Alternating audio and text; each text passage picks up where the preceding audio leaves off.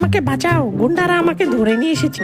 কোনো সমস্যা নেই ম্যাম, আমি এখনই আপনাকে সেভ করতে আসছি। জাস্ট এই নাম্বারে 500 টাকা বিকাশ করে দিবেন।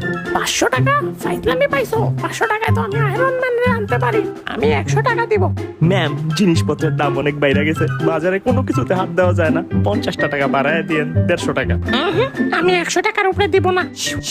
এ ভাই, আপনারে 50 টাকা আমি বাড়ায় দিমুনে, আপনি জলদি আসেন আর এই মহিলারে তাড়াতাড়ি লয়ে যান। এত জ্বালায় আমি পাগল হয়ে যাইতাছি। তোরা এইটুকুই সহ্য করতে পারতেছস না, তাইলে এর হাজবেন্ডারে কেমনে সহ্য করতেছে চিন্তা কর। আরে এর হাজবেন্ডই তো টাকা দিছিল এর কিডন্যাপ করানোর লাইগা। খসকি আরে স্পাইডারম্যান রিকশায় কি করে? জাল বেরোনো কি বন্ধ হয়ে গেছে? দূর মিয়া, ঢাকা শহরে সুইং করে চলন যায়।